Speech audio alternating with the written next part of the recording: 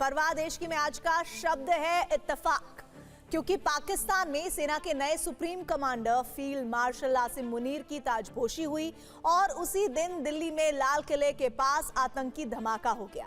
पाकिस्तान में लोग इसे इत्तेफाक बता रहे हैं, लेकिन जांच एजेंसियों को एक के बाद एक ऐसे कई सबूत मिले हैं जो बता रहे हैं कि दिल्ली ब्लास्ट के तार पाकिस्तान में जैश-ए-मोहम्मद के सरगना मसूद अजहर तक पहुंचे हैं। कैसे मसूद अजहर की बहन ने एक डॉक्टर को मसूद की महिला कमांडर बना दिया और कैसे अल फलाह यूनिवर्सिटी की लैब तक दिल्ली के विस्फोटक पहुंचाए गए, इस रिपोर्ट में देखिए। ऑप्शन की तुरंत जांच होकर नतीजा जो आएगा, जांच हम जनता के सामने रखेंगे। इसके पीछे के षड्यंत्रकारियों को बख्शा नहीं जाएगा। भाजपा ने पहली तस्वीर आपको दिखाई है। आपकी जहां भी नजर पड़ेगी आपको यहां पर ये नजर आएगा कि हर गाड़ी जो है यहां पर जलकर खाक हो चुकी है। देखिए लाल किले के गेट नंबर 4 मेट्रो स्टेशन के पास हम पहुंच गए हैं और ये हम बहुत करीब आ गए हैं उस जगह के जहां पर विस्फोट हुआ है। पूरी दिल्ली को हाई अलर्ट पर कर दिया गया है। स्पेशल सेल भी कई जगह रेड जरूर कर रही है। वहां पर जो भी विस्फोटक के जो सैंपल्स थे वो वहां पर इकट्ठा किए गए। सवाल ये संयोग था या फिर दिल्ली में हुआ धमाका पाकिस्तान में मौजूद रिमोट कंट्रोल से हुआ आतंकी प्रयोग था।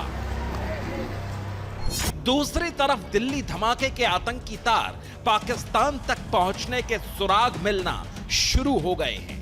धमाके से सीधे तौर पर जुड़े चेहरे सामने आ रहे हैं और जांच एजेंसियों को दिल्ली ब्लास्ट का मास्टरमाइंड पाकिस्तान में होने का सबूत मिला है। दिल्ली धमाके का मास्टरमाइंड कौन है? दिल्ली ब्लास्ट में खुद को उड़ाने वाले डॉक्टर उमर ने किसके आदेश पर लाल किले के पास धमाका किया? क्या आतंकियों की साजिश और भी बड़ी थी? इन सारे सवालों के जवाब ढूंढे जा रहे हैं, लेकिन अब तक जो कुछ पता चला है उतना भी आतंकियों को पालने पोसने वाले मुल्क से चल रहे टेरर मॉड्यूल पर संदेह करने के लिए काफी है। गृह मंत्रालय ने दिल्ली ब्लास्ट की जांच की कमान एनआईए के सबसे होशियार अफसरों को सौंपी है। गृह मंत्री अमित शाह और प्रधानमंत्री नरेंद्र मोदी एक एक अपडेट ले रहे हैं। एकदम स्पष्ट शब्दों में कह दिया गया है, दिल्ली को दहलाने वालों को बख्शा नहीं जाएगा। ऑप्शन की तुरंत जांच होकर नतीजा जो आएगा, जांच हम जनता के सामने रखेंगे। इसके पीछे के षड्यंत्रकारियों को बख्शा नहीं जाएगा। दिल्ली में हुए धमाकों में जैसे जैसे डॉट्स जुड़ते जा रहे हैं और जैसे जैसे आतंकी मंसूबे के तार पाकिस्तान में बैठे आतंक के एक आका तक पहुंच रहे हैं, वैसे वैसे पाकिस्तान की सेना में खलबली बढ़ती जा रही है। भारत की कैबिनेट कमेटी ऑन सिक्योरिटी यानी सीसीएस की बैठक में बड़ा फैसला होने वाला है। इसलिए पाकिस्तान में बैठे आतंकी आका फील्ड मार्शल आसिम मुनीर और शहबाज शरीफ की नींद उड़ी हुई है। दिल्ली धमाके के बाद पाकिस्तानी वायुसेना अलर्ट मोड पर आ गई है। आसिम मुनीर ने घबराहट में राजस्थान से लगी सीमा पर एयरफोर्स से पेट्रोलिंग शुरू करवा दी है। पाकिस्तान की तीनों सेनाओं के प्रमुखों ने देर रात तक इमरजेंसी बैठक की। शहबाज शरीफ, एनएसए पाकिस्तान और डीजीआईएसआई देर तक बैठकें करते रहे और ब्रिटेन ने पाकिस्तान में रह रहे अपने नागरिकों को एडवाइजरी जारी की है कि वो भारत और पाकिस्तान के बॉर्डर से कम 10 किलोमीटर दूर रहें। दिल्ली ब्लास्ट के पाकिस्तान कनेक्शन का एक तार फरीदाबाद से गिरफ्तार हुए डॉक्टर शाहीन और उसके साथी मुजम्मिल से जुड़ रहा है। डॉक्टर शाहीन पिछले करीब 3 साल से मुजम्मिल के संपर्क में थी। फिदाइन हमलावर डॉक्टर उमर फरीदाबाद की जिस अल फलाह यूनिवर्सिटी में पढ़ाता था, उसी में गिरफ्तार हुई शाहीन भी पढ़ाती थी। पुलिस की छापेमारी के दौरान डॉक्टर शाहीन की कार से AK-47 राइफल मिली थी। सूत्रों से जानकारी मिली है कि शाहीन ने कई बार जम्मू कश्मीर का दौरा किया है और मसूद अजहर के संगठन जैश-ए-मोहम्मद की महिला विंग से भी जुड़ी हुई है। यानी डॉक्टर शाहीन और फिदाइन हमलावर उमर डॉक्टरों के वेश में अल फलाह यूनिवर्सिटी में बैठकर पाकिस्तान की शह पर आतंक की प्रयोगशाला चला रहे थे। उन्होंने पढ़ाई तो मेडिकल की थी, लेकिन सप्लाई आतंक की कर रहे थे। ये जो हादसा हुआ है दिल्ली में, इसको मैं बहुत गंभीरता से सोचना पड़ेगा, क्योंकि इसके बहुत सारे पहलू हैं। सबसे पहला पहलू तो ये है कि इसका ओरिजिन कहाँ से हुआ। क्या ये डोमेस्टिक टेररिस्ट हैं? क्या ये वो टेररिस्ट हैं जिनको पाकिस्तान की तरफ से कुछ मदद मिलती है? ये पहली बात तो पता लगने के लिए है, इसकी पुष्टि होनी चाहिए। लेकिन बात समझ में ये आती है कि इस किस्म की बिग हरकत, जिस तरह से एक्सप्लोसिव मिल रहा है दिल्ली में, हथियार मिल रहे हैं, और जिस तरह से कल एक धमाका हुआ है, उससे काफ़ी हद तक ये साबित हो चुका है कि इसमें पाकिस्तान का हाथ तो अवश्य है।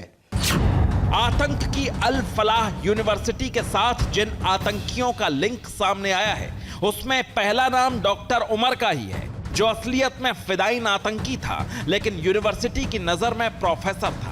इसी तरह डॉक्टर मुजम्मिल शकील, जिसे पुलिस गिरफ्तार कर चुकी है, ये भी यहाँ फिजिशियन था, प्रोफेसर के पद पर था, लेकिन इसका भी असली चेहरा आतंकी का निकला। और तीसरा चेहरा शाहीन शाहिद का, जो भारत में मसूद की आतंकी विंग की हेड है, लेकिन यूनिवर्सिटी में प्रोफेसर के वेश में रहती थी। सूत्रों से सबसे चौंकाने वाली जानकारी ये मिली है कि ये लेडी डॉक्टर आतंकी मसूद अजहर की बहन के सीधे संपर्क में थी। इसे भारत में आतंक की महिला ब्रिगेड तैयार करने की जिम्मेदारी दी गई थी। खुफिया सूत्रों का कहना है कि शाहीन को यह मिशन सौंपने वाली कोई और नहीं बल्कि सादिया अजहर थी। वो सादिया अजहर जो जैश-ए-मोहम्मद के संस्थापक मसूद अजहर की सगी बहन है और पाकिस्तान में जैश-ए-मोहम्मद की महिला विंग की चीफ मानी जाती है। सादिया का पति यूसुफ अजहर वही आतंकी है जो कंधार हाईजैक साजिश का मास्टरमाइंड था। पुलिस के अनुसार हो सकता है कि दिल्ली ब्लास्ट में इस्तेमाल किया गया विस्फोटक यूनिवर्सिटी की लैब में ही तैयार किया गया हो। इसलिए पुलिस ने लैब के साथ पूरे कैंपस में सर्च ऑपरेशन किया। पुलिस ने उस कमरे की भी तलाशी ली जहां फिदाइन हमलावर डॉक्टर उमर रहता था। बताया जा रहा है कि पुलिस ने यूनिवर्सिटी के कुछ कर्मचारियों को भी हिरासत में लिया है और सभी संदिग्ध लोगों के साथ सख्ती से पूछताछ की जा रही है। TV9 भारतवर्ष के रिपोर्टर न सिर्फ फरीदाबाद की अल फलाह यूनिवर्सिटी पहुंचे, बल्कि दिल्ली के ओखला में मौजूद अल फलाह यूनिवर्सिटी के हेडक्वार्टर भी गए। यहाँ पर जो पुलिस के तरफ से जांच किया जा रहा है।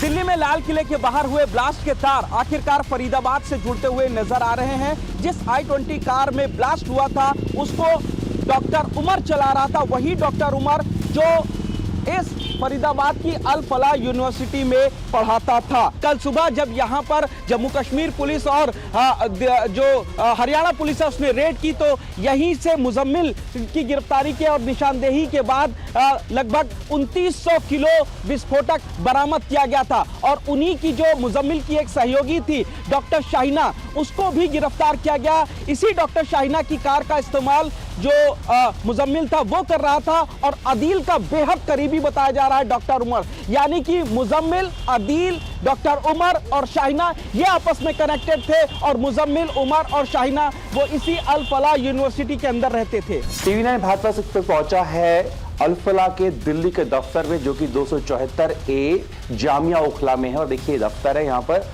और यहाँ जो है कैलेंडर यहाँ पर लगा हुआ है। आपको बता दें कि यहाँ पर जब हमने कुछ लोगों से बात करने की कोशिश की तो उन्होंने कहा कि ऑथराइज नहीं है, कैमरे पे नहीं आएंगे। लेकिन उन्होंने ये साफ किया कि ये जो दफ्तर है ये केवल और केवल एडमिनिस्ट्रेशन ऑफिस के तौर पर इस्तेमाल होता है और यहाँ 10 से 12 कर्मचारी ही काम करते हैं। और ऐसे में यूनिवर्सिटी जो है उनकी तरफ से ये कुछ अभी तक जो उनका वर्जन है वो नहीं आया है। लेकिन जो अधिकारी से हमने बात की उन्होंने कहा कि उनको परमिशन नहीं है बात करने की। हमने कोशिश भी की बात करने की, लेकिन उनका कहना है कि वो जल्द इस मामले में अपना पक्ष रखेंगे।